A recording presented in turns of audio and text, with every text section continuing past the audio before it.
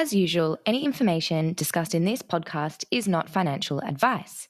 All opinions reflect those of the individuals, and this podcast is for educational purposes only. You should always read the PDS and talk to a financial advisor who can consider your personal circumstances before you invest. If you like listening to Alpha Females Invest, we would love your support on Instagram at Alpha Females Invest, and you can also find us on LinkedIn. And if you do want to find out more information about us and our episodes, you can visit our website at alphafemalesinvest.com.au, and please note that episodes may be supported by guests from time to time. Welcome back to Alpha Females Invest podcast, two females working in the finance industry searching for alpha. My name is Emily. And my name is Maddie. And together we delve into insightful conversations with industry experts from the Australian and global financial sector. Joining us on the show today is David Atkin, who is CEO of the UN PRI, or the Principles of Responsible Investment, which is the world's leading proponent of responsible investment. It has more than 5,000 signatories who collectively represent over US $121 trillion in assets under management. David is responsible for the PRI's global operations. Before this, David served as the Deputy CEO for AMP Capital and spent almost 13 years as the CEO for Cbus Superannuation Fund. David has received the Distinguished Alumni Award from La Trobe University for his work in the sustainable finance field, was awarded the Fund Executives Association Fund Executive of the Year in 2017, and was presented with an Association of Superannuation Funds of Australia Life membership in 2020. It's certainly a very impressive CV, and we are so excited to have a fellow Aussie with such a global platform joining us on the show. It's great to have you, David. Thanks, Maddie. Terrific to be able to join both of you today. So to kick us off, David, we do like to start the show in the same way in each episode, and we were hoping you might be able to share with us a embarrassing career moment that you've had over your years of experience. Yeah, thank you for that. There's so many, so I was trying to work out which one I was happy to share. So it probably would be a little comical, but there's been a soccer game that's been lunchtime event that's been going for 20 years back in Australia, in Melbourne, where I worked. I'm not a very good soccer player, football player, if you're here in England, but very enthusiastic. Anyway, one day I tore my hamstring. It was the most painful experience I've had. I basically just dropped to the ground. And I had to have the ambulance come onto the field. It was in the park opposite my work, come and take me away. And I had all of my staff who were in the building next door looking down at their CEO being dragged off in a stretcher to the ambulance. So that wasn't, that was extremely painful, quite embarrassing, yeah, so that's my story for today's session. Thanks, David. Very memorable, and I'm glad to see that it seems like you've made a full recovery from that hamstring incident. Good to hear. David, maybe for the benefit of the audience and those who might not be too familiar with the PRI, could you please provide us with a quick overview of what it is and its vision? Yeah. So look, the PRI was launched in 2006 by UN General Secretary Kofi Annan at the New York Stock Exchange, and it's 6 principles that are basically on the basis that investors recognise that there are these additional information points that are important to making good investment decisions, and that's around the environment, social and governance, so ESG issues. So the principles that signatories sign up to or investors sign up to say that you will look to develop ways in which you can improve your decision-making by gathering ESG information, that you'll be active in your being a signatory to the PRI, so you'll work with others, that you will be transparent about your activities, that you'll report on your progress. So the these principles have been a bottom-up response from the investment community around a recognition that there was new ways in which you could make better decisions. And as they say, from little things, big things grow. Because this was a niche idea back in 2006. There were about 30 investors that were there for the launch. And as you said in the introduction, we've now grown to over 5,000. So, we're now represented in more than 100 countries, and it represents just over half the institutional capital out there that signed up to the principles. So that's in effect what the PRI's principles are. And I guess the thing that we do, we're an association. We're here to help our signatories improve their own practices. And we're also here to provide opportunities for signatories to work together on areas of collaborative interest like climate or human rights, governance. And then we're also here to seek to improve the way the policy settings have been put in place around the globe on responsible investment. I'll stop there. I'm sure I've gone on far too long on that introductory question. That's a fantastic overview. I think it's an astonishing amount of growth that has been experienced in the PRI, and I think that's led to some really important implications for its importance on a global scale to managers of money, and and even broader than that now. So we'll wanting to dive back into that shortly, but firstly, I did just want to touch on your personal career and your journey in finance and how you ended up in a role within the PRI. It's obviously, I guess, once was considered a niche. Now that it's kind of 50% of institutional capital, as you imply, it's not really a niche anymore. But interested to see how your journey led you to a role at PRI. Yeah, look, so I was very fortunate to come into the superannuation industry when it was still quite a cottage industry, and so there was a lot of the organisation was small. I started as the marketing manager for STA, which was one of the precursor funds to Australian Super. It had 20 staff, 500,000 members, 3 billion under assets. That fund is now, 350 billion to 3 million, 2,500 staff around the world. But the point is, when I started, everyone had to do a little bit of everything. And I got to learn about investments, and at that point, SRI investing was becoming more of the flavour of the day. And we did a lot of consumer research around our members' interest in having an investment option on SRI, Sustainable Responsible Investment. So I worked closely with Mark Delaney, who's the CIO of Australian Super. And what we learned out of that was people did want to do good with their money, but they also wanted to make sure they did not lose returns in the process. And they said, if you think that this is the right approach from an investor's perspective, don't make me choose. I'm a manufacturing worker. You're the experts in super. You should integrate this philosophy into the way that you invest more holistically. That was the takeout for me, and that was my first introduction into this space. Then when I was the CEO of CBUS, ESG was now a thing. The PRI had been launched, and I had my ESG manager, Louise Davidson, who's now the CEO of AXI, come to me and say, David, there's an asset owner position available to be elected for the PRI board, and I think you should nominate, which I did. I do as I'm told by Louise, a forward thinker, and then from there I came onto the board in 2009 when the organisation was still very nascent and small. And I was on the board from 2009 to 2015. And then when this position came up in 2021, 22, I had at that point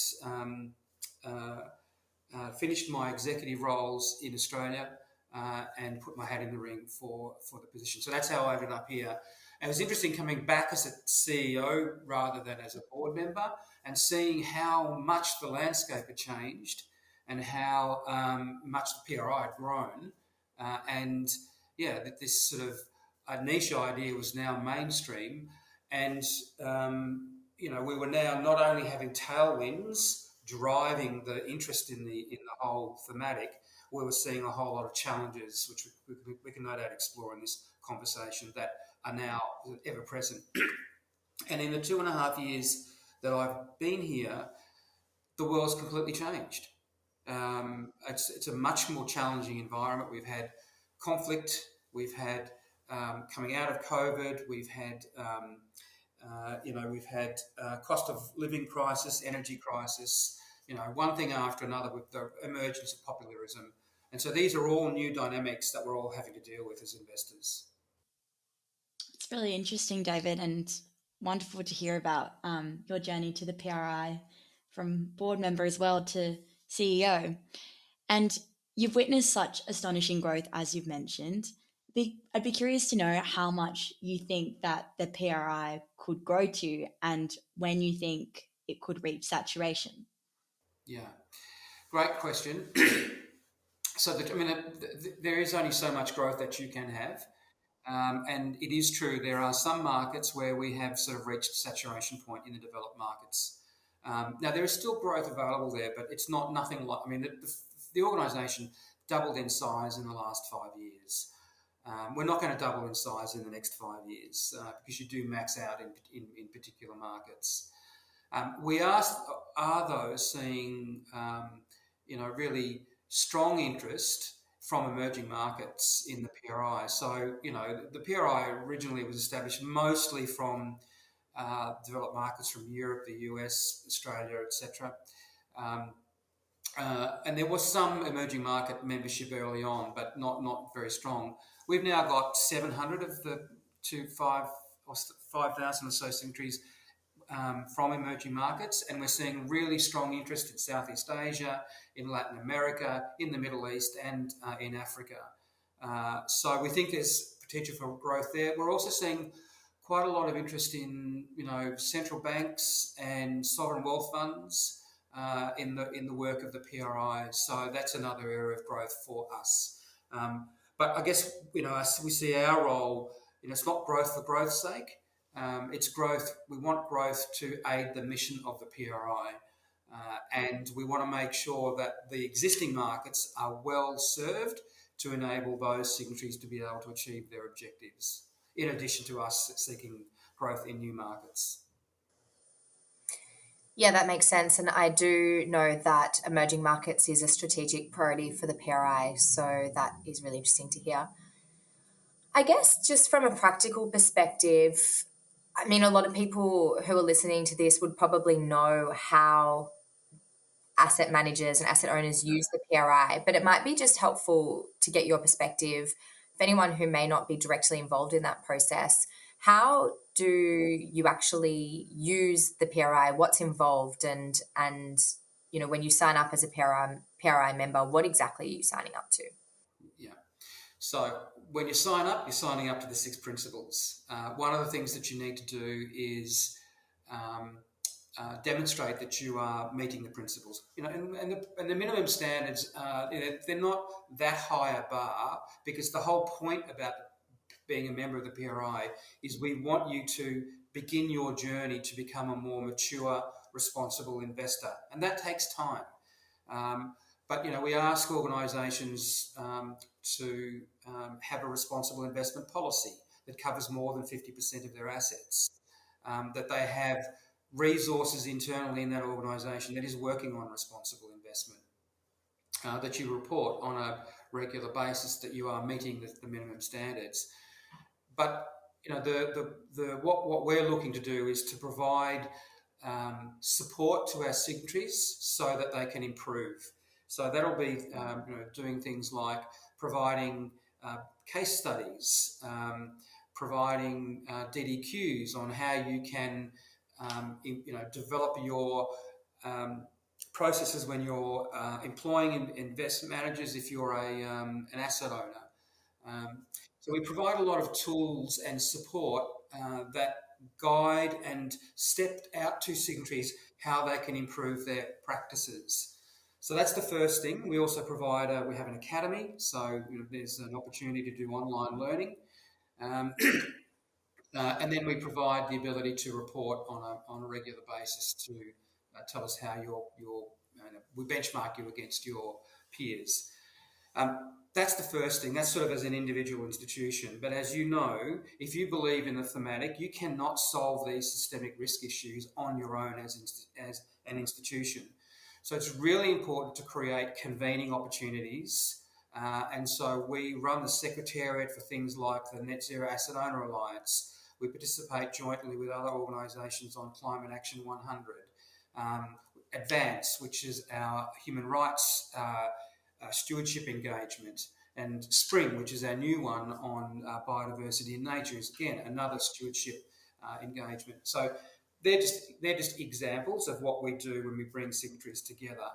And then the third bucket of work that we do is on the policy scale. So you can improve as an individual signatory, you can work with others, but we operate in a system of rules, and those rules have been developed over many decades. They've not been set up to enable responsible investment. And so, we seek to influence the policy settings so that they are creating a better environment for sustainable finance. But also, we're seeing, in response to the fact that it's now mainstream, top-down architecture being put in place by regulators, particularly around disclosure. And so a really important role for the PRI to play is to bring a practitioner's perspective to the formulation of this regulation that's occurring around the globe, to make sure that, regulators understand barriers for implementation. And we're able to bring a global perspective on best practice on policy formulation. So they're the three buckets: individually, collectively, and then working on looking at shaping the system that we all operate in to better enable us as investors to deal with the systemic risk issues that we're all facing and that aren't necessarily apparent on the balance sheet when you think about companies that you want to invest in. Do you think that being a member of the PRI, in your opinion, is considered an ESG tick of approval? What confidence can consumers have that a PRI signatory is actually achieving responsible investment practice? Yeah, so look, as I mentioned, Maddie, the requirements we have to be a PRI member are deliberately at a sort of, not so advanced that it stops people from learning. And this is really important, from the emerging markets example that I gave you. They're not as mature in their practices, but they're catching up very quickly. And if you have your minimum standards too high, you would stop their ability to learn. What's important, though, is that that our members report on their activities, that they meet the minimum requirements, and if they don't meet the minimum requirements, we then take them through a process, and if they don't get there, we will delist them, and have done that. The other point that I would make, and it's a new program that we're bringing in, we've heard from our signatories that there's no one way to do responsible investment. It depends upon your geography, your economy, your demographics that you're serving, the strategy that you're implementing. So people are looking for us to be more nuanced in the way we provide support. What we're looking for is that our signatories progress. And so we're developing this new program called Progression Pathways, which will be voluntary and will be in addition to reporting and assessment, which we will be addressing the workload for reporting assessment, because we've heard the signal from our signatories that it needs to be more fit for purpose for this new environment that we're in. But the progression pathways will be a way in which we can support signatories based on their own specific needs. And then we'll be looking to help them improve, and let's step out to them so they know what the next thing they need to do to go up the ladder of that particular pathway that they select. That's great. Thanks, David. And now, obviously, we've seen a pretty interesting market for sustainable investment over the last 10 years. And as you said, kind of an acceleration in the last 5. We've seen the hurdles constantly improve. The acceptance has obviously rapidly improved as well, but it's also faced challenges. You know, you've been at the PRI since 2009. So since that time, how has the PRI kind of evolved of its offering to its members? But also, I think it would just be interesting to understand what ESG was like in its early stages and kind of where you see it at today. Yeah, so look, I think the initial phases were around, you know, developing internal expertise so that you could start to identify from a risk perspective um, uh, these additional factors. If you don't mind, I'm just to step back for a second.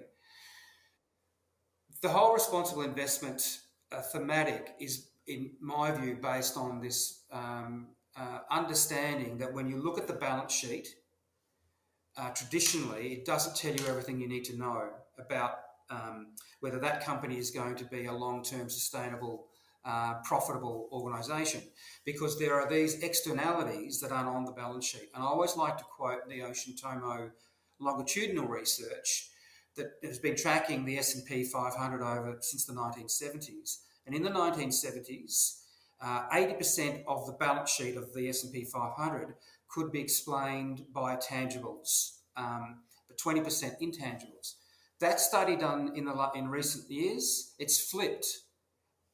10-20% is tangibles, and 80 to 90% are intangibles.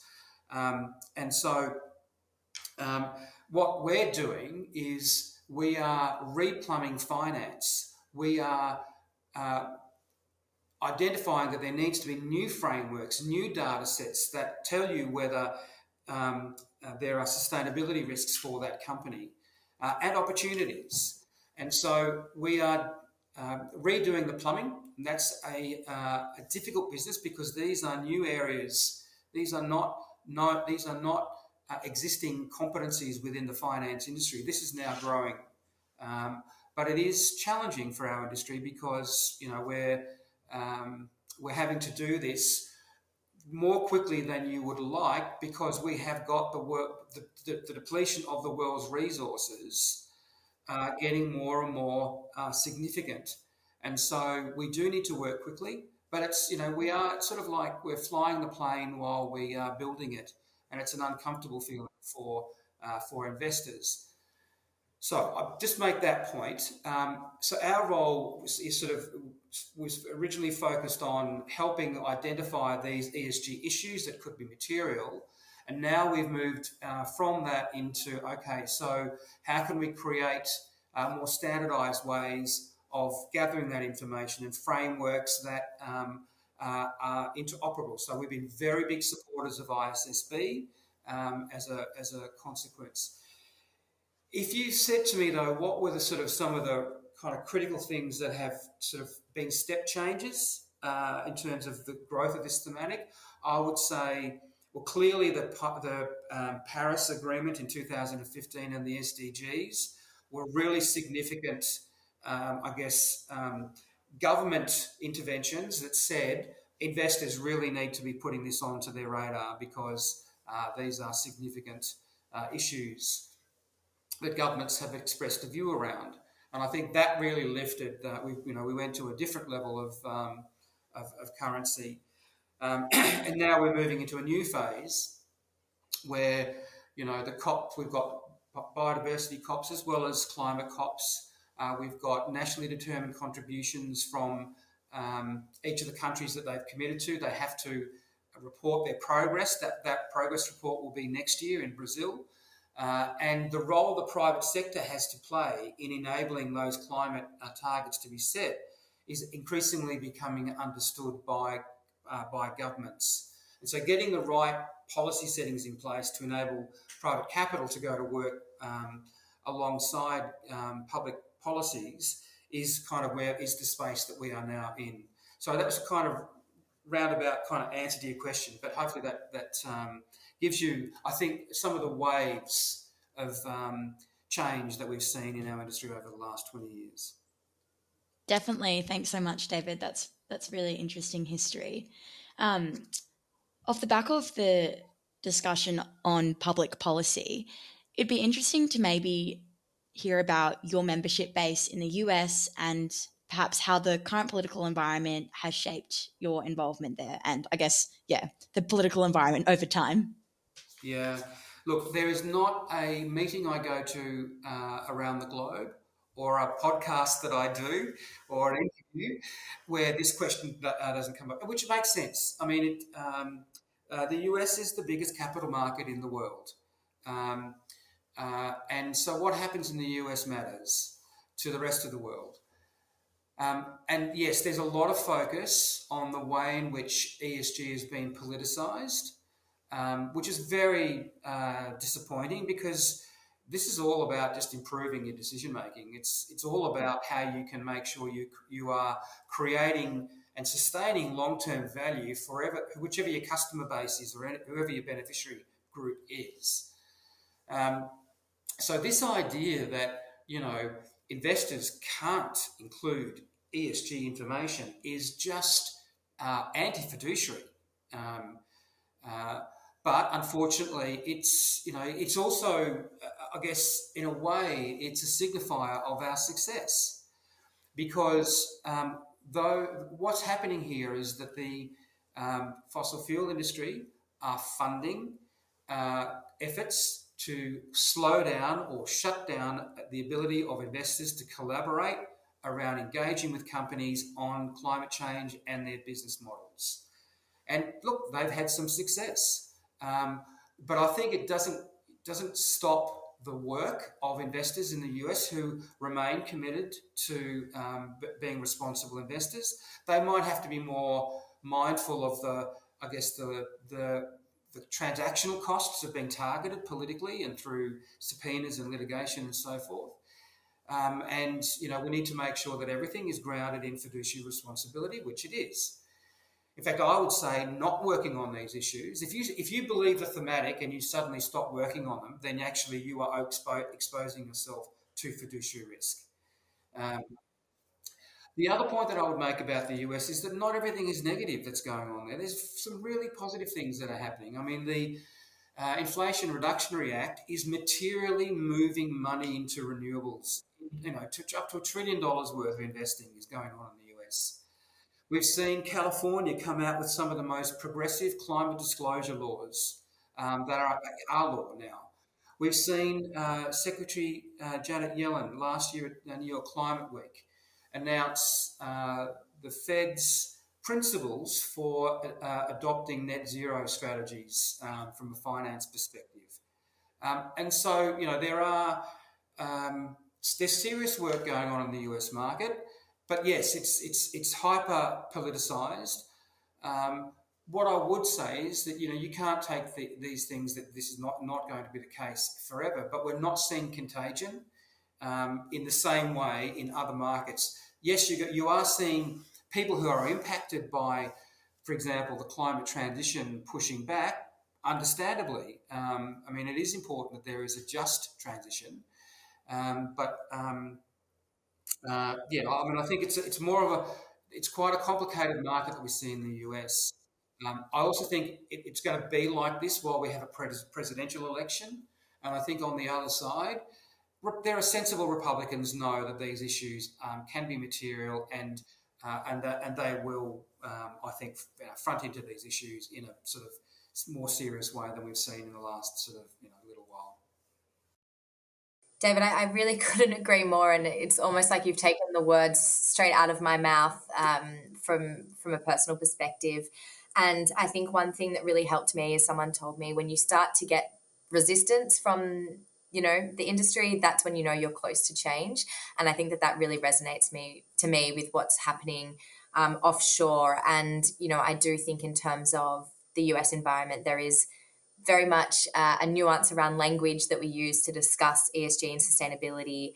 And it does seem to be kind of state-based resistance as well. And I think you answered it in a lot of ways, but I just wanted to dive into it a little bit more closely. On the question on whether all funds should be integrating ESG and sustainability into their investment process, I, from your previous answer, think that you're going to say yes.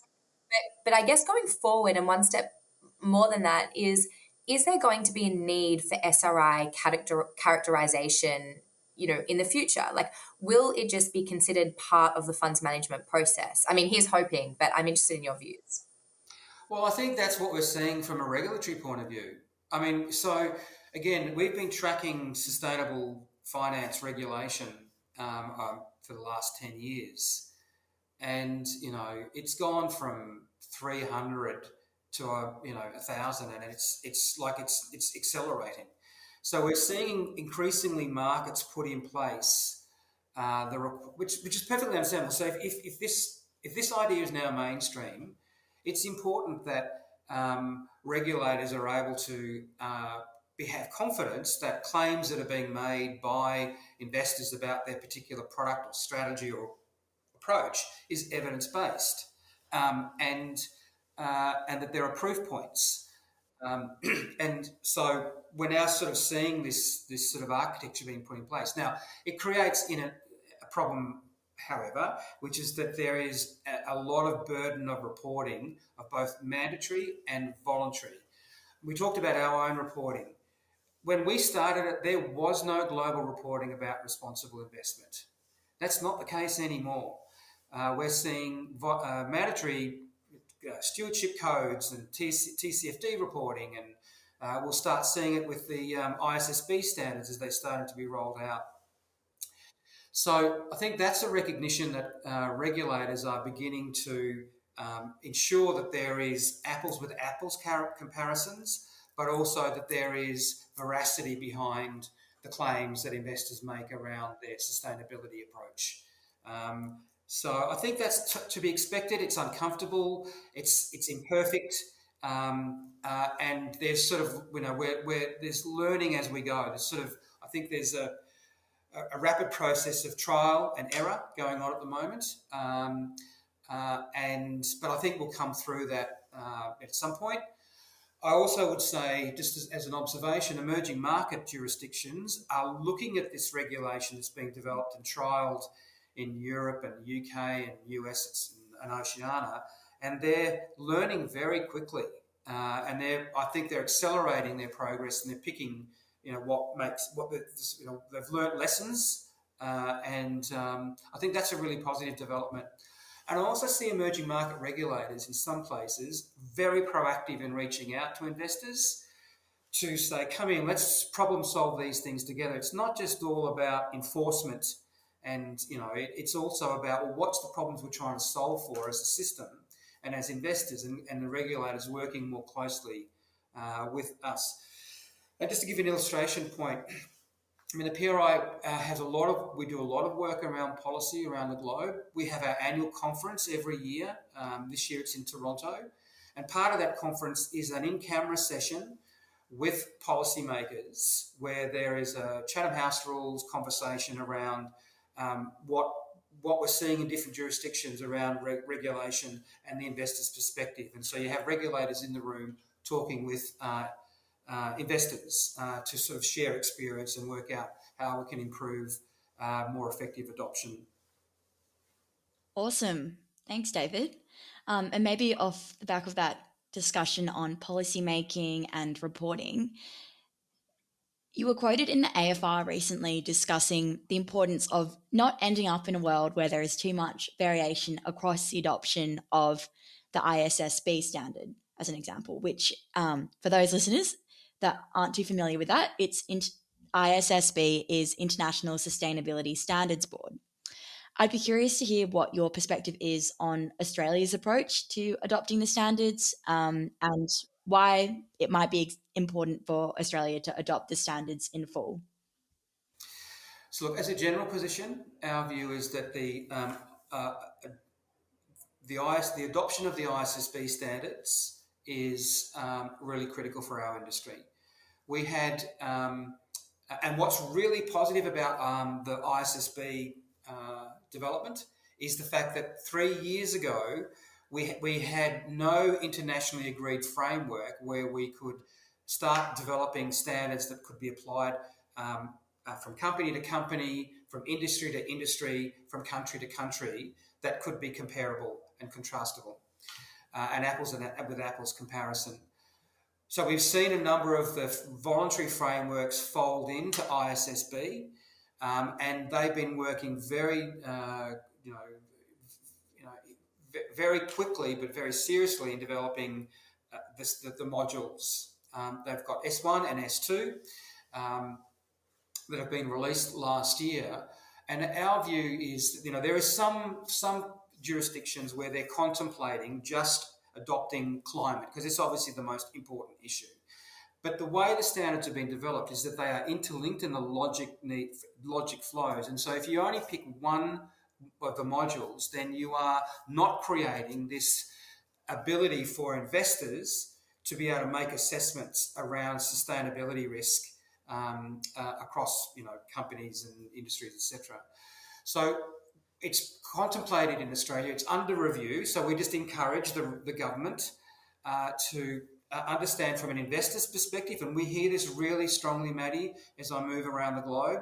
Investors want these standards adopted in a uniform way. Look, we do understand there'll be some slight tweaking for jurisdictions, but that should be kept at as limited as possible, because then the more you only adopt parts, then you undermine the actual basis for having international standards. So would encourage the Australian government to take the feedback that it's getting from industry and consider adopting both modules together. I think that makes a lot of sense. Now, we are called Alpha Females Invest, which is not a reflection on our audience, but more our goal to increase gender diverse views in the Australian finance industry. And in saying that, I did want to touch on some of your roles that have made advancements for gender diversity, particularly your contributions to the 30% Club. I guess it would be interesting to understand what gender diversity means to you in finance and what you think we need to do or can do to help reach equality. Yeah. So, look, just from a fairness point of view, it's really critical that you have half the world's population being able to have the same access to opportunities as the other half. And then, just from a frankly a value creation point of view, to not have half of the population, from an intellectual property point of view, not being involved in the industry means that we're leaving value off the table. Just from a purely sort of commercial perspective, and we know that women bring different ways of thinking about the problems than men do, I've always believed, and at CBUS we played an active role, for example, in the ASX companies, that there needed to be stronger representation of women around those boards to broaden the mix of experience, skills, and expertise. And I'm really pleased to say that initiative, which operates around the globe, but in the Australian context, I think the last stats I saw is that it's well above 40% now that are women around boards. And then there's actually within our own organisations, CBUS, like many of the other large Australian super funds, at a certain point began to internalise our investment processes, our investment programs. And I remember, as we were beginning that process, I was really concerned about the fact that we were only getting 1 in 10 applicants to our investment positions that we were advertising from women. And we did not want to end up with a team full of men running our investment program. And so we had a very deliberative program around how to create a more inviting environment for women and senior women, not just junior women, senior women, to come in and play the roles. And this might sound, or maybe it is just logical, but one of the things that we did was that we started to really promote men taking family leave, extended family leave. And we wanted the senior leaders, the senior men, to take family leave to get the personal benefit, but to also signal to the internally into the organisation that it was okay. In fact, it was accepted. In fact, actually, it was encouraged for all of our employees, men and women, to be able to take extended family leave and role model the fact that this was an acceptable practice within our organisation. We did a number of other things, but I'm really pleased to say that when I left the CBUS, that team had grown to several hundred, and more than 40% were women. Now, there's still more work to do. I think there's particular parts of the investment structures where it's harder to encourage women either to come or stay, private markets in particular, private equity. But I think this is really important. If your job is value creation, then it's really important that you have the most talented people at the table. This is where cognitive diversity is a real thing, and those organisations that think about cognitive diversity, and gender is one component, it's not the only component, I think make better decisions, create better value for the constituencies they serve. Thanks, David. Couldn't agree more. And yeah, definitely important to appreciate and understand the importance of cognitive diversity in value creation. In addition to the point of just general fairness, as you mentioned at the start. To wrap up the podcast today, David, thank you so much for being such a wonderful guest. I'm sure Em and I both really enjoyed our discussion today. With such a broad and impressive career, we expect that you'll have some advice for our listeners and would love if you could share any top career advice that you have. I don't know if it's top career advice, but look, this is what I've learned. When things get tough, step in.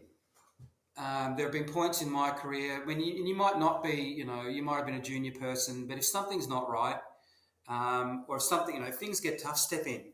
I think that you learn a lot when you do, and I think that you can actually change outcomes as a result. Be curious, be respectful. But the thing that I would say is not a practice that's well known enough or recognised enough is that how do organisations make decisions? Decisions are made by people. Why do they make those decisions? And so part of the effectiveness of your ability to navigate and influence is by putting yourself in other people's shoes. You might not always agree. You might not agree with why a position is being put.